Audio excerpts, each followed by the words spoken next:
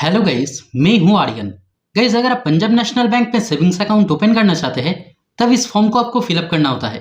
तो आज के इस वीडियो में हम आपको बताएंगे कि किस तरह से आप पंजाब नेशनल बैंक के savings account opening form fill up कर पाएंगे। बहुत ही आसान प्रोसेस है, तो स्टेप बाय स्टेप कंप्लीट जानकारी आपको देंगे। लेकिन इससे पहले अगर आप इस चैनल पर पहली बार आए हैं तो काइंडली चैनल को सब्सक्राइब करें और वीडियो को बिना स्किप किए एंड तक जरूर देखें।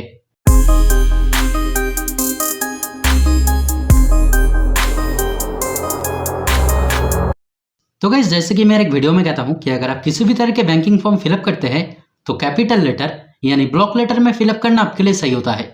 तो जैसे कि आप यहाँ पे देख सकते हैं, पहले आपको यहाँ पे डेट लिखना है। यहाँ पे आपको वही डेट लिखना है जिस डेट में आप इस फॉर्म को बैंक में जमा कीजिएगा। उसके बाद इस पोर्शन को आपको खाली रख देना है क्योंकि इसे बैंक यूज के लिए दिया गया है। उसके बाद यहाँ पे जैसे कि आप देख सकते हैं, यहाँ पे दो कॉलम दिया गया है, जैसे कि फर्स्ट एप्लीकेंट और सेकंड एप्लीकेंट। तो अगर आप अपने खुद के लिए अगर अकाउंट ओपन करना चाहते हैं तब यहाँ पे आपको फर्स्ट एप्लीकेंट फिलअप करना होगा। और अगर आप किसी के साथ अगर जॉइंटली अकाउंट ओपन करना चाहते हैं यानी जॉइंट अकाउंट ओपन करना चाहते हैं तब यहाँ पे फर्स्ट एप्लीकेंट में आपको अपना खुद का डिटेल्स लिखना होगा और दूसरा जिस व्यक्ति के साथ आप अकाउंट ओपन करना चाहते हैं उनका डिटेल्स आपको यहाँ पे सेकंड एप्लीकेंट में लिखना होगा। तो जैसे कि मैं यहाँ पे खुद के लिए अकाउंट ओपन करना चाहता हूँ यानी सिंगल अकाउंट ओपन करना चाहता हूँ, तो मुझे यहाँ पे सिर्फ फर्स्ट एप्लीकेंट फिलअप करना होगा। तो जैसे कि आप यहाँ पे देख सकते हैं, यहाँ पे आपको पहले फुल नेम लिखना है यानी अकाउंट में आप जो नाम देना चाहते हैं यानी आपका जो एक्चुअल नाम है वही नाम आपको यहाँ पे लिखना होगा। उसके बाद यहाँ पे आपको स्पाउस नेम लिखना होगा। जैसे कि अगर आप मैरिड है और अगर आप मेन है तब यहाँ पे आपको अपना वाइफ का नाम लिखना होगा, और अगर आप मैरिड है और अगर आप वुमेन है तब यहाँ पे आपको अपना हस्बैंड का नाम लिखना होगा, और अगर आप अनमैरिड है तब इसे आपको खाली रख देना है। उसके बाद यहाँ पे आपको अपना फादर नेम लिखना होगा। उसके बाद यहाँ पे मदर नेम लिखना होगा। उसके बाद यहाँ पे बताया गया है कि अगर आप माइनर है यानी अगर आपको उम्र अगर 18 साल से कम है तब यहाँ पे आपको गार्जियन का नाम लिखना होगा, और अगर आप माइनर नहीं है तब इसे आपको खाली रख देना है। उसके बाद यहाँ पे आपको अपना डेट ऑफ बर्थ लिखना होगा। उसके बाद यहाँ पे आपको प्लेस ऑफ बर्थ यानी आपका जन्म जहाँ हुआ था उस जगह का नाम आपको यहाँ पे लिखना होगा। उसके बाद यहाँ पे आपको रेसिडेंशियल एड्रेस यानी आपका घर जहाँ पे है वही एड्रेस आपको यहाँ पे लिखना है। उसके बाद यहाँ पे एड्रेस प्रूफ के तौर पे आप अगर चाहे तो आधार कार्ड दे सकते हैं, जैसे कि मैंने यहाँ पे आधार कार्ड लिख दिया है। और आइडेंटिटी प्रूफ के तौर पे अगर आप चाहे तो आधार कार्ड, ड्राइविंग लाइसेंस या फिर पैन कार्ड दे सकते हैं। और अगर आपके पास इनमें से कोई एक डॉक्यूमेंट नहीं है तब अगर आप चाहे तो यहाँ पे भी आधार कार्ड लिख सकते हैं। उसके बाद यहाँ पे आपको आधार कार्ड का नंबर लिखना होगा। उसके बाद यहाँ पे आपको पैन कार्ड नंबर लिखना होगा। और इनकेस अगर आपके पास पैन कार्ड नहीं है तब अगर आप चाहे तो इसे खाली रख सकते हैं। लेकिन आपके जानकारी के लिए बता दूं, अगर आपके पास पैन कार्ड अगर नहीं है तब इस फॉर्म के साथ आपको फॉर्म 60 जमा देना होगा। तो फॉर्म 60 को किस तरह से फिलअप करना होता है उसके ऊपर ऑलरेडी वीडियो बनाया हुआ है। इस वीडियो के डिस्क्रिप्शन में आपको लिंक मिल जाएगा, अगर आप चाहे तो उस वीडियो को देख सकते हैं। उसके बाद पासपोर्ट नंबर, टैक्स रेसिडेंसी और 3 नंबर मैंडेटरी नहीं है तो अगर आप चाहे तो इसे लिख सकते हैं, नहीं तो आपको इसे खाली रख देना है। उसके बाद यहाँ पे नेचर ऑफ अकाउंट में आपको सेविंग्स अकाउंट लिख देना है।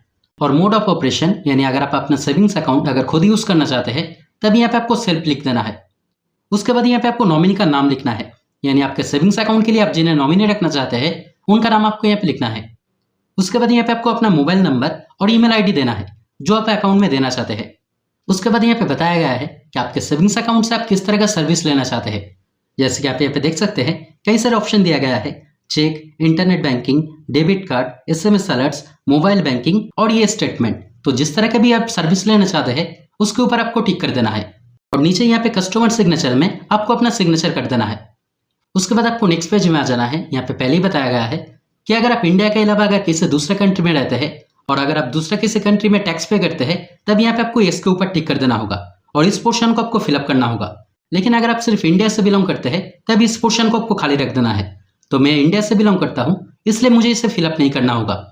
उसके बाद यहाँ पे आपको फर्स्ट एप्लीकेंट में सिग्नेचर करना होगा, और अगर आप किसी के साथ अगर ज्वाइंट अकाउंट ओपन करना चाहते हैं तब दूसरे व्यक्ति को यहाँ पे सिग्नेचर करना होगा, नहीं तो आपको इसे खाली रख देना है। उसके बाद यहाँ पे आपको कस्टमर आईडी खाली रख देना है और यहाँ पे फिर से आपको सिग्नेचर कर देना होगा।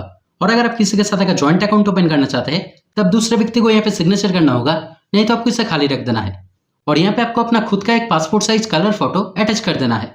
और अगर आप दूसरा किसी व्यक्ति के साथ अगर अकाउंट ओपन करना चाहते हैं तब दूसरा व्यक्ति का भी फोटो यहाँ पे अटैच कर देना होगा। उसके बाद बाकी जो पोर्शन दिया गया है वो बैंक यूज के लिए दिया गया है, तो इसे आपको खाली रख देना है। उसके बाद आपको नेक्स्ट पेज में आ जाना है। यहाँ पे फिर से पैन कार्ड नंबर के बारे में बताया गया है। तो अगर आपके पास पैन कार्ड अगर मौजूद है तब यहाँ पे आपको अपना पैन कार्ड का नंबर लिख देना है, नहीं तो आपको इसे खाली रख देना है। अगर आपके पास पासपोर्ट नंबर या फिर ड्राइविंग लाइसेंस है तब यहाँ पे आप लिख सकते हैं, नहीं तो आपको इसे खाली रख देना है। उसके बाद आपको नीचे आ जाना है। यहाँ पे नॉमिनेशन के बारे में बताया गया है, जैसे कि अगर आप किसी को अगर नॉमिनी रखना चाहते हैं तब यहाँ पे आपको इसके ऊपर टिक कर देना है। और अगर आप अपने अकाउंट के लिए अगर किसी को नॉमिनी नहीं रखना चाहते हैं तब यहाँ पे आपको नो के ऊपर टिक कर देना है। तो जैसे कि मैं यहाँ पे नॉमिनी रखना चाहता हूँ, इसलिए मैंने यस के ऊपर टिक कर दिया है और मुझे इस पोर्शन को फिलअप करना है। लेकिन अगर आप किसी को अगर नॉमिनी नहीं रखना चाहते हैं, अगर आप नो के ऊपर टिक करते हैं तब इस पोर्शन को आपको खाली रख देना है। तो जैसे कि मैं यहाँ पे किसी को नॉमिनी रखना चाहता हूँ तो मुझे इसे फिलअप करना होगा। तो पहले आपको यहाँ पे अपना नॉमिनी का नाम लिखना है, यानी आप जिन्हें नॉमिनी रखना चाहते हैं उनका नाम आपको यहाँ पे लिखना होगा। उसके बाद यहाँ पे नॉमिनी का एड्रेस लिखना है। उसके बाद यहाँ पे नॉमिनी के साथ आपका क्या रिलेशन है वो यहाँ पे लिखना होगा। जैसे कि इस सिचुएशन में मैंने जिन्हें नॉमिनी रखा है वो मेरा बड़ा भाई है, इसलिए मैंने यहाँ पे एल्डर ब्रदर लिख दिया है। उसके बाद यहाँ पे आपको नॉमिनी का एज लिखना है। उसके बाद यहाँ पे बताया गया है कि अगर आपका नॉमिनी अगर माइनर है, यानी अगर आपका नॉमिनी का उम्र अगर 18 साल से कम है, तब यहाँ पे आपको नॉमिनी का डेट ऑफ बर्थ लिखना होगा, नहीं तो आपको इसे खाली रख देना है।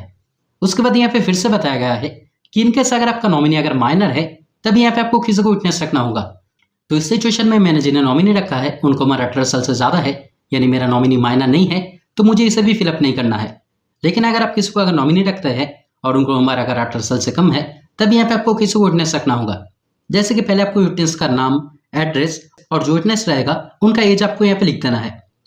उसके बाद यहाँ पे बताया गया है कि आप जिन्हें नॉमिनी रखना चाहते हैं उनका नाम अगर आप अपने पासबुक में अगर प्रिंट करना चाहते हैं तब यहाँ पे आपको यस के ऊपर टिक कर देना है। और अगर आप प्रिंट अगर नहीं करना चाहते हैं तब यहाँ पे आपको नो के ऊपर टिक कर देना है। उसके बाद यहाँ पे आपको फिर से सिग्नेचर करना होगा। और अगर आप किसी के साथ अगर जॉइंट अकाउंट ओपन करना चाहते हैं तब दूसरा व्यक्ति को यहाँ पे सिग्नेचर करना होगा, नहीं तो आपको इसे खाली रख देना है। उसके बाद आपको इस पेज में आ जाना है जो कि डिक्लेरेशन है। तो पहले आपको यहाँ पे डेट लिखना है। यहाँ पे आपको वही डेट लिखना है जिस डेट में आप इस फॉर्म को बैंक में जमा कीजिएगा। उसके बाद आपको यहाँ पे अपना एड्रेस लिखना है, यानी आप जिस जगह पे रहते हैं उसी जगह का एड्रेस आपको यहाँ पे लिखना होगा। उसके बाद यहाँ पे बताया गया है कि आप किस तरह का काम करते हैं, यानी आपका प्रोफेशन क्या है, वो यहाँ पे आपको लिख देना है। उसके बाद यहाँ पे बताया गया है कि आपका एनुअल इनकम, यानी साल में टोटल आपका कितना इनकम है, वो अप्रॉक्स आपको यहाँ पे लिख देना है। उसके बाद यहाँ पे बताया गया कि आपके सेविंग्स अकाउंट में एनुअली यानी सालाना कितना अमाउंट क्रेडिट हो सकता है, यानी जमा हो सकता है, वो अप्रॉक्स आपको यहाँ पे लिखना है। जो कि कम ज़्यादा हो सकता है बाद में, उसमें कोई दिक्कत नहीं आएगा, लेकिन अप्रॉक्स आपके सेविंग्स अकाउंट में कितना अमाउंट जमा हो सकता है वो अनुमान आपको यहाँ पे लिख देना है। उसके बाद यहाँ पे आपको अपना नाम लिखना है। यहाँ पे आपको अपना मदर का नाम यानी माँ का नाम लिखना है। उसके बाद यहाँ पे आपको अपना मोबाइल नंबर लिखना है। उसके बाद यहाँ पे आपको सिग्नेचर करना है और बाकी जो पोर्शन दिया गया है वो बैंक के उसके लिए दिया गया है, यानी इस पोर्शन में आपको कुछ और फिलअप नहीं करना होगा। और लास्ट में आपके जानकारी के लिए बता दूं कि इस फॉर्म के साथ आपके पास एक आइडेंटिटी प्रूफ जैसे कि आधार कार्ड का जेरॉक्स रहना मैंडेटरी है, और आपके पास पासपोर्ट साइज 2 फोटो भी रहना मैंडेटरी है।